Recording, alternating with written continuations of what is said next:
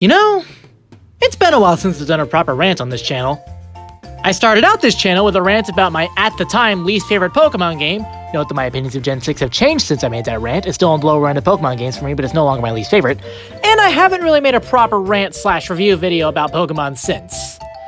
No, my April Fool's video doesn't count. What do you say we take a look at the highly controversial Pokemon Sword and Pokemon Shield? That'll really boost my views for sure! Rather than look at the more common complaints like Dexit or reused assets, I'm instead going to look at something that not a lot of people seem to be talking about: the story. Now, I'm one of the few weirdos who actually cares about the writing of the stories in Pokemon games. Heck, that's one reason I despised Gen 6 at the time I made that video. Frickin' Team Flare. Just because Team Yell exists and is now my least favorite evil team does not mean you're off the hook! Anyway, if I have to identify one thing that piqued me to no end about Gen 8's story, it wasn't Team Yell, it wasn't Macrocosmos, it wasn't even that Chairman Rose's plan made even less sense than Lysander's. Seriously, how is that even possible? No, it was how frickin' annoying Leon was. So, Leon claims to be an undefeated champion, right? That's like his entire character front to back. He does nothing but ramble on and on about how great he is, and the hordes of fans constantly praising him throughout the game do not help. Even your allies get in on the constant Leon worship. It is so freaking annoying. They never shut up about him. I understand that this game's story put all the emphasis on the gym challenge, so I guess they were going for motivation to defeat the final goal of Leon, but there's so many better ways to do that! Gens 1 and 2 also had their stories emphasize the gym challenge, and in Gen 1, we didn't even know there was a champion. It was your jerkwad of a rival! Oh, spoilers, by the way. Then in Gen 2, while we meet Lance earlier on in the game, we didn't know he was the champion until we actually battled him. Both of those games did the gym challenge story perfectly fine. Why does Gen 8 suddenly feel the need to flounder the champion all up in our faces at each and every step of the way? Then the payoff was absolute garbage because Leon's champion battle is one of the easiest champion battles in Pokemon history! So much for undefeated! Anyway, Leon's massive ego isn't the only problem I have with him. I also have problems with how the story handles him. Most notably, the opening cutscene and what happens between the 7th and 8th badge. There's, spoilers from here on, so, if you care, you've been warned. Let's look at the opening cutscene first. So to summarize the opening cutscene, Chairman Rose gives the usual introductory speech, then Leon appears and starts a battle with Rayhan, the last gym leader, then Leon shouts out, "Charizard, Dynamax!" Then we watch Charizard grow into his Gigantamax form. Then the title screen appears. So there's a few odd discrepancies between this cutscene and the rest of the game. First of all, Leon shouts out Dynamax, yet he's basically the poster child of Dynamax's more awkward twin, Gigantamax. This is even shown in the cutscene. When Charizard grows, it becomes Gigantamax Charizard. It's not a normal Dynamax. Why the heck did Leon say Dynamax? That has been bugging me since day one of playing the game. Oh, and that's not all. When we cut to the wide shot of the now Gigantamax Charizard, Leon is suddenly gone? Whenever a trainer uses Dynamax, the animation that plays always shows the trainer in front of their Pokemon. Where did he go? Oh, and here's the biggest issue with this cutscene. Charizard grows without getting into its Pokeball first. Every trainer-owned Dynamax ever has the Pokemon return to its ball first. Even Leon has Charizard return to its ball when you fight him in a champion fight. So what happened here? Spectacle? I am so confused. Oh, and that's not even the end of it. When we cut to the player, it's revealed that they're watching Leon's fight on their phone. Yet not 20 minutes later, Leon is suddenly arriving at the player's home. How the crud did he get there so fast? His match was just beginning! That's not even the worst of it, however. You might remember this next bit if you watch my Sword and Shield pitch meeting parody, but I will never let this ridiculous event go, so you're gonna suffer through me complaining about it again. So this is how I experienced it. I just beat the 7th gym, then I stepped out of the town, and the ground rumbled, which definitely got my attention. Then Leon appeared and was all, "There's trouble ahead! This is a job for the champion!" Then he ran ahead of me. When I saw this, I was all, oh snap, this is gonna be more of a problem than he expects and he's gonna need my help, isn't he?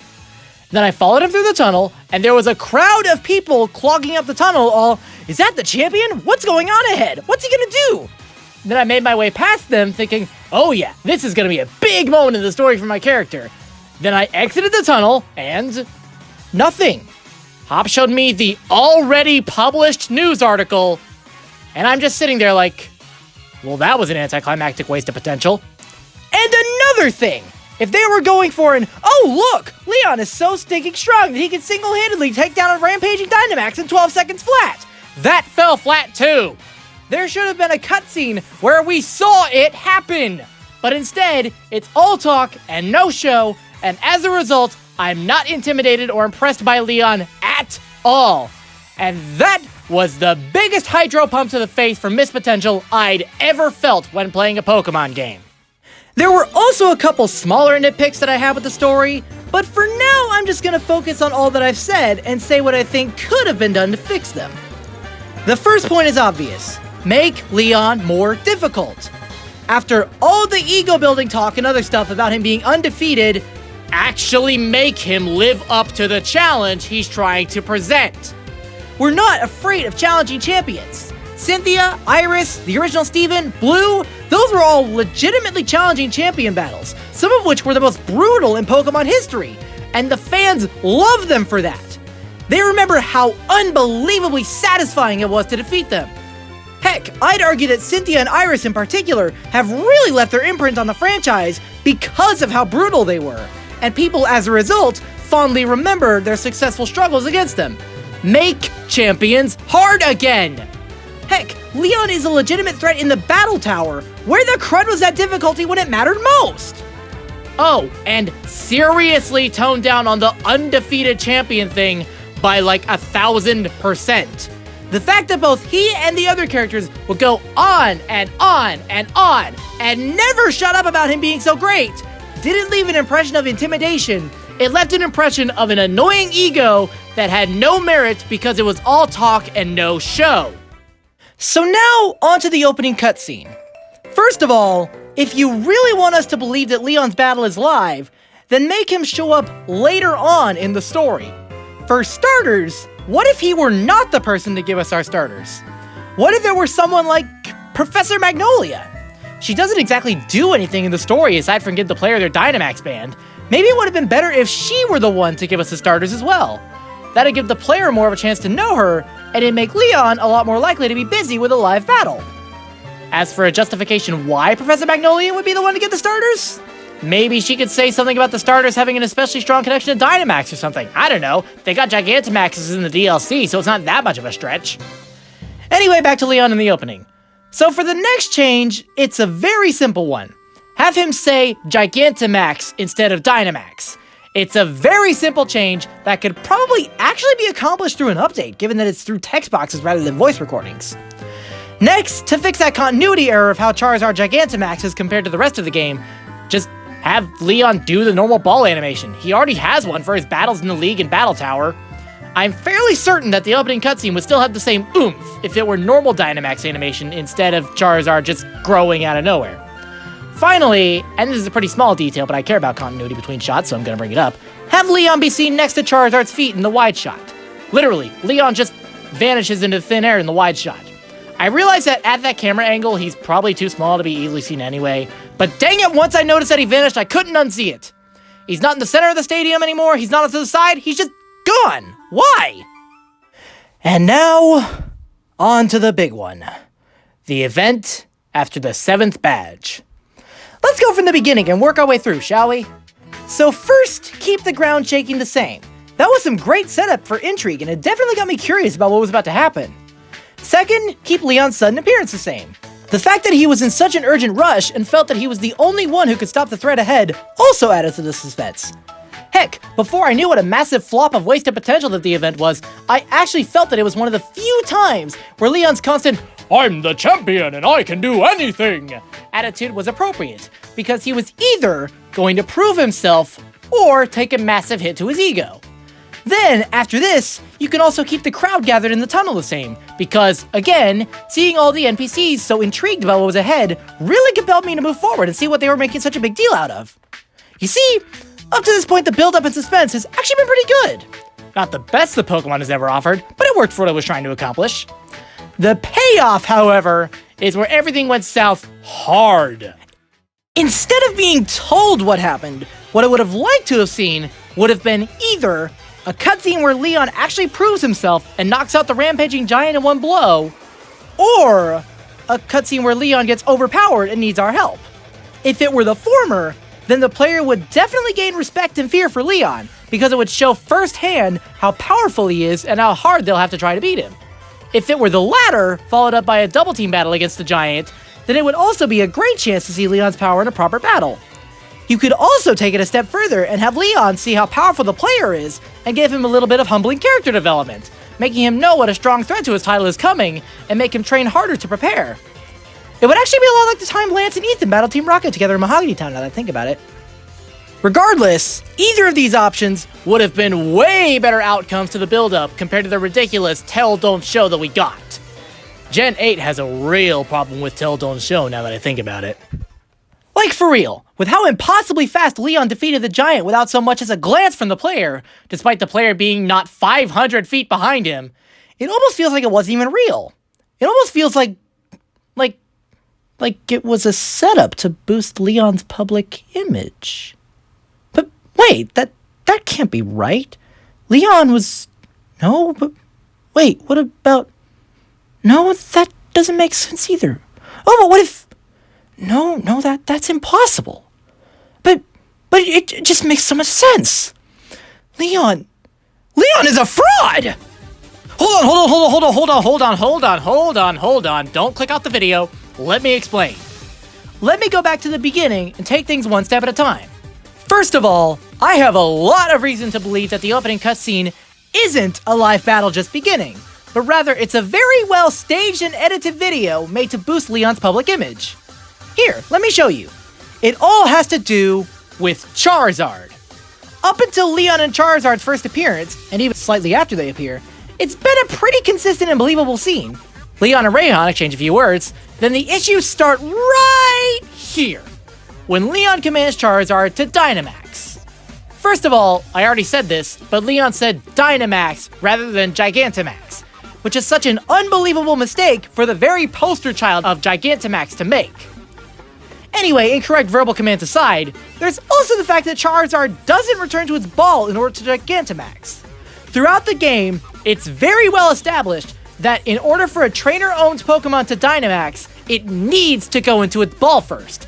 It is literally impossible for a trainer-owned Pokemon to Dynamax on its own. No, Pikachu Gigantamaxing in the anime doesn't count. It's been well established that Ash and his Pokemon are very special, Pikachu especially, so his Pikachu shouldn't matter. It's not even the same universe. Anyway, back to Leon. So, what if I told you that Charizard actually doesn't Gigantamax in real time in this cutscene? Take a close look and you'll see what I'm talking about. In the shot where Charizard is standing next to Leon, it doesn't grow. Watch. All it does is stand up a bit straighter and spread its wings, making it look bigger. So then there's the cutaway shot of the audience's reaction, and then we see Charizard growing, already about halfway to its full Gigantamax size. I realize that from a reality standpoint, Game Freak made this cutaway so they wouldn't need to animate a smooth transition from normal to Gigantamax, especially since in the actual game the Pokemon are already Gigantamaxed as they grow. But from an in-universe explanation, there was no reason to cut away from the first half of Charizard growing. Unless it was edited in such a way to show the audience in awe, to trick the viewer into being in awe as well. Trust me, I was not in awe as I saw the audience. It's more of that tell don't show that Gen 8 has a big problem with, just a much more subtle form where they try to trick the viewer into thinking they're being shown something when in actuality they're just looking at people sitting in a stadium.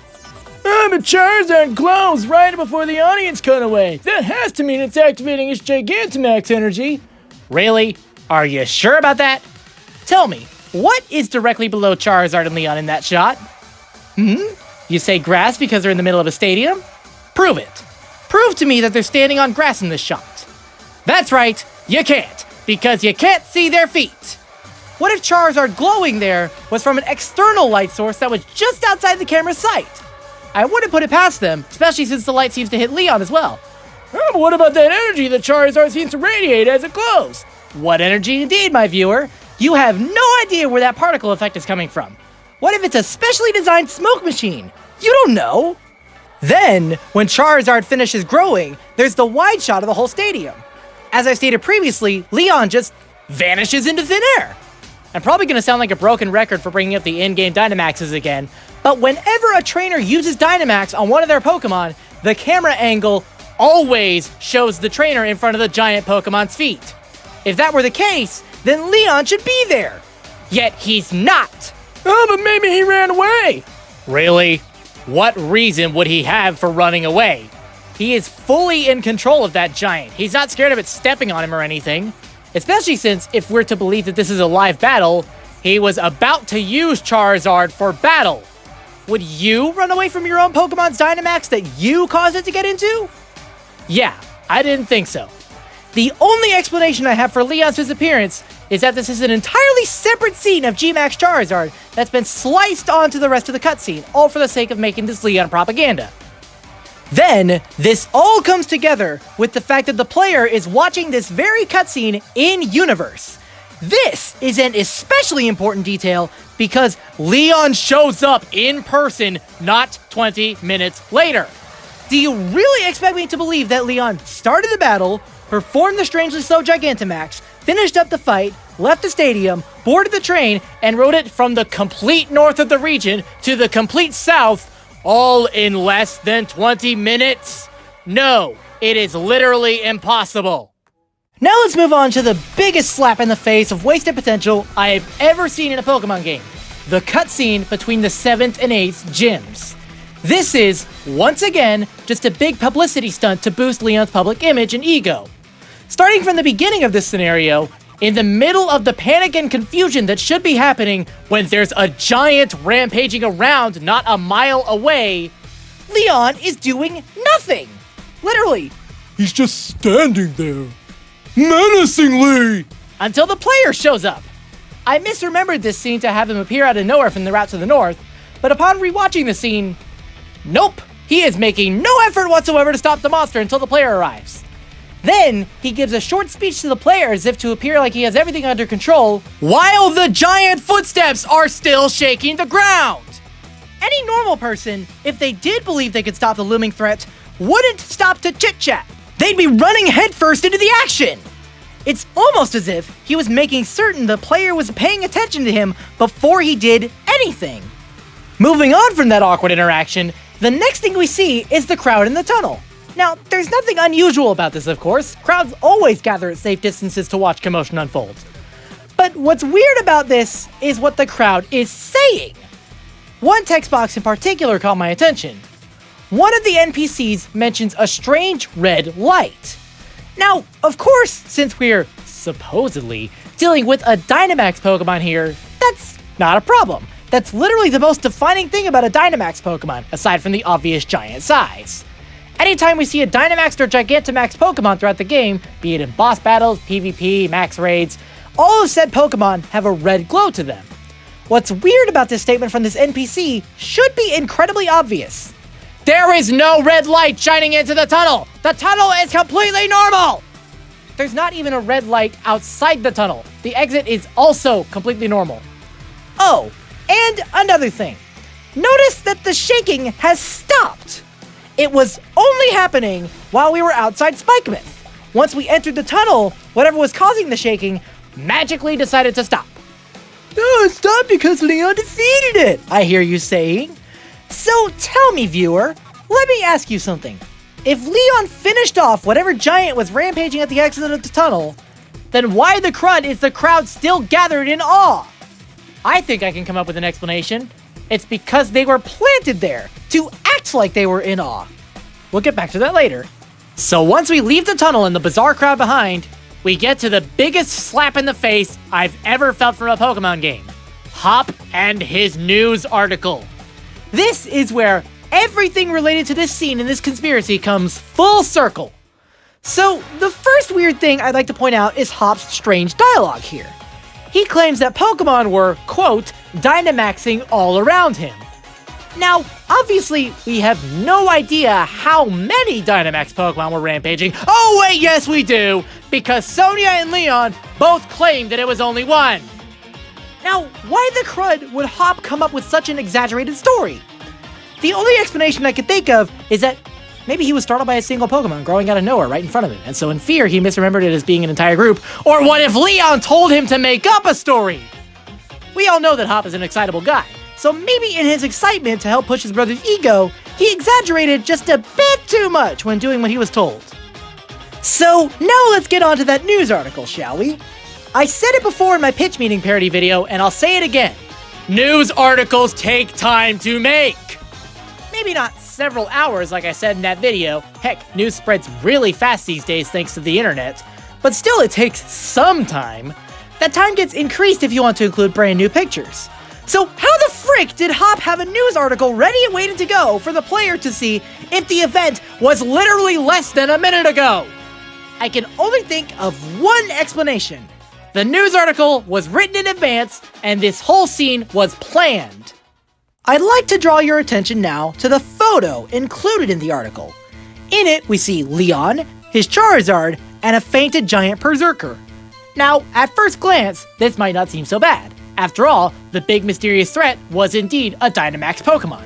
Of course the picture would show the fainted giant after it was defeated, except wait a minute! I want you to tell me, dear viewer, what happens when a Dynamax Pokemon gets defeated? I'll tell you what. Its Dynamax energy leaves its body in the form of an explosion, then it shrinks back to its original size as it faints. So tell me why the Berserker in this photo is still a giant. Oh, but that's not all. Take a look at the size of the giant Berserker in this photo. It looks about maybe 3 to 4 times base form Charizard's height. You see the problem here? Dynamax Pokemon are way bigger than that! Oh, and don't try to tell me that the photo was taken as the Berserker was shrinking back to normal, because if it was shrinking, then it would be glowing a very bright white. As we can see, however, it's totally normal. Also, why the crud is Charizard so close to it? If it truly did just defeat a Dynamax Pokemon, then it would be insane to be that close to the explosion.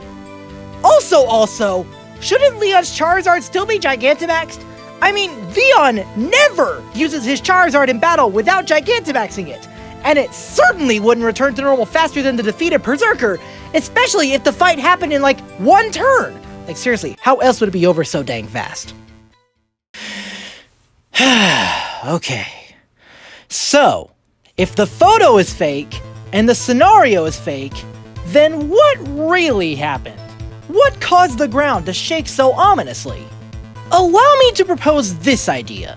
Leon Gigantamaxed his Charizard at one of the many power spots located in Hammerlock Hills, then he ran off to Route 9 to make sure Hop, Sonia, and the other fake onlookers were properly planted to be quote-unquote witnesses. Then, once the player finished their battle with Piers, Charizard started stomping its feet in that ominous way to get the attention of the player and set up Leon's hero moment. Think about it. We never see what's causing those footsteps. You know what we also don't see in this scenario? Leon's Charizard!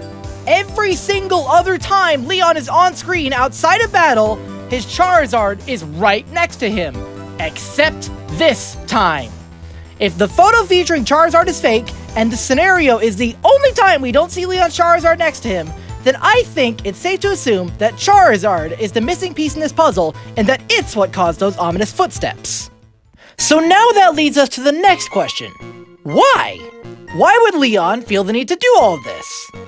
How would you react if I were to tell you that Chairman Rose is the reason for all this unusual behavior? So, we all know that Chairman Rose and his power company are the single biggest sponsor of the entire Galar Pokemon League, right? The league is easily as big as it is in the region because of Macrocosmos hyping it up so much for the past who knows how many years.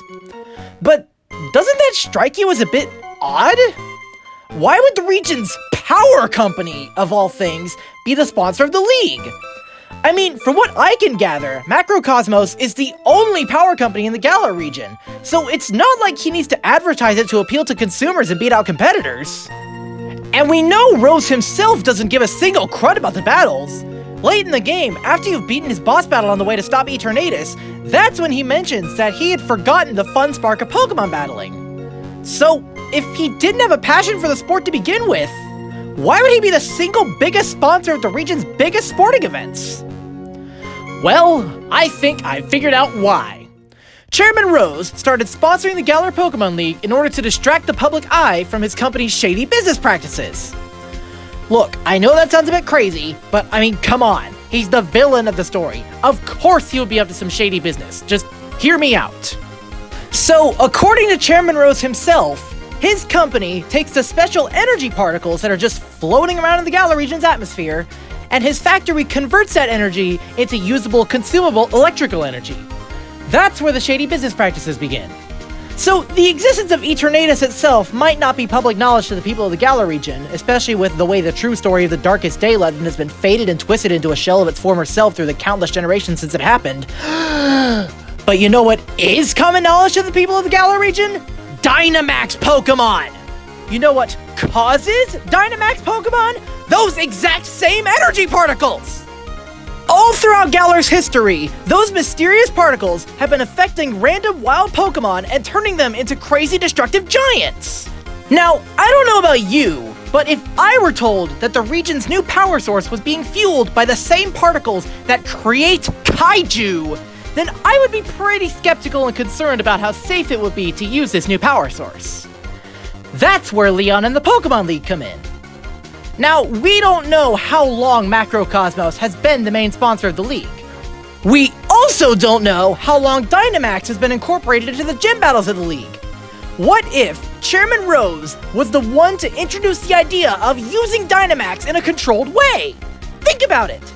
Chairman Rose knew that the people of the region would be scared of the fact that his new power generators were fueled by Dynamax particles, so he decided to start sponsoring and controlling the league so that he could test what controlled Dynamax is like. By incorporating Dynamax into the league, he not only gets more of a chance to experiment with Dynamax energy as the gym leaders and challengers Dynamax their Pokemon, but he also gives Dynamax a new positive light in the public eye by entertaining the masses with controlled kaiju battles. Of course, now you're probably thinking, why are you going off about Chairman Rose now? What the heck does this have to do with Leon? And you would have a good point there. At first it might seem like I've gone on a completely unrelated tangent, but hear me out. This is all very relevant. As you may or may not recall, Chairman Rose is Leon's biggest sponsor. Leon, as you undoubtedly recall, is the champion, as the game will not stop reminding you of. He's the champion of the Pokemon League, which is the same Pokemon League that Chairman Rose is the chairman and main sponsor of. Allow me to propose this idea. Chairman Rose, using his power as the chairman of the league, has been scripting the league, putting Leon on top. As we see in the game, Leon has an obscene amount of charisma, which would make him the perfect person to be Chairman Rose's friendly face. Just by watching how the people of the Galar region react to Leon's very presence, we can see that Chairman Rose absolutely made the right choice. With the people's focus on Leon entertaining the masses with his Gigantamax Charizard, Chairman Rose is free to experiment with Dynamax energy without suspicion. This is also the reason that the video of Leon and Gigantamax Charizard at the start of the game is fake. It was literally just a promotional video for the Pokemon League as a whole. The fans don't care that it's so obviously fake because they already know it's fake. They just want to be entertained by watching it. As for why the game itself presents the video as if it were a real live battle, I have no idea. So that explains the obviously fake video at the start of the game, but it still doesn't explain the big fake hero moment that Leon has right before the player gets their 8th badge. Allow me to propose this idea. Chairman Rose is afraid of the player and puts Leon up to the fake hero moment because of it. Let me explain. So as I've already said, Chairman Rose has been manipulating and organizing the league, putting Leon on top.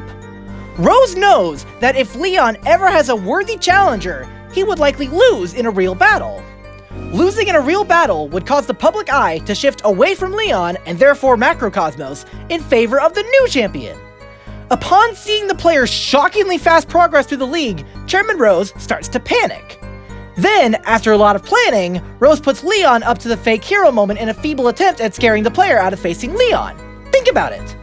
Everyone else around could have easily been paid by Chairman Rose to act like they're in awe as the player themselves has no idea what's going on. Upon reaching Hop in his news article, the threat is magically gone, because Rose only planned for it to happen while the player was beyond the line of sight of the event. This event, of course, doesn't scare the player. They continue on their journey and Rose continues to panic. In his panic, that's when he finally decides to do the absurd. He decides to cause the Darkest Day apocalypse. Don't you ever wonder why Chairman Rose feels so urgent to cause the Darkest Day, specifically the day before the championship, despite there being a literal millennium before there's any crisis? This is why. Upon realizing that his company's biggest publicity stunt was soon going to be all for naught, he uses his last day of public favor to perform his biggest energy experiment ever. This is also why you don't become champion until after Rose turns himself in. Once he's gone, he's no longer pulling the strings of the league, thus allowing you to truly pass Leon in a battle and become the new face of the Galar Pokemon League. Are you still not convinced? Well, there is one other random outlier that I can think of that adds to this conspiracy theory. I'm sure you all remember Piers, right? He's the leader of Team Yell, as well as the 7th gym leader. Now, I'm sure you're wondering, what the heck? What does he have to do with anything? Well, here's the answer. Piers hates Dynamax. The game never actually gives us a reason he hates Dynamax, he just does. As I've already proposed earlier in the theory, Chairman Rose has been manipulating the league, which would include deciding who the other gym leaders are. I'm almost certain that the gym leaders are in on this whole thing, complete with knowing that part of the reason Dynamax is used in the gym battles is to experiment with the Dynamax energy.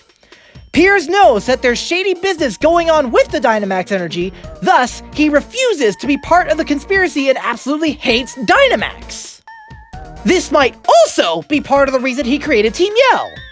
Team Yell's purpose is to be his sister Marnie's fan club as she pursues her journey of becoming the new champion. Piers knows that the league is being manipulated to have Leon on top, so he made Team Yell to rebel against the fixed positions and make a public outcry that someone other than Leon should be the champion. So in conclusion, Leon is a fraud of a champion who was put into the champion position by Chairman Rose in order to give Macrocosmos a good friendly face in the public eye. Chairman Rose is using that friendly public image to perform experiments with the Dynamax energy as the gym battles use Dynamax Pokemon to entertain the masses. Piers is in on all of this, and as such, he hates Dynamax because of the secret experimenting right under the public's noses, and he created Team Yell to rebel against the fixed champion position. Chairman Rose goes crazy near the end of the game because he's afraid that the player will overtake Leon's position in the public eye. So first, he gives Leon a fake hero moment to scare the player out of trying to fight him. Then, when that doesn't work, he attempts to cause the Darkest Day to experiment with as much Dynamax energy as possible while he still has a public image. Once Rose turns himself in, the league is no longer under his control, and as such, the player is able to have a fair and proper battle against Leon and become the new champion. Thank you for listening to this crazy conspiracy theory. I've been Camo64, and I've put in way more thought into the story of the Galar region than Game Freak probably ever intended.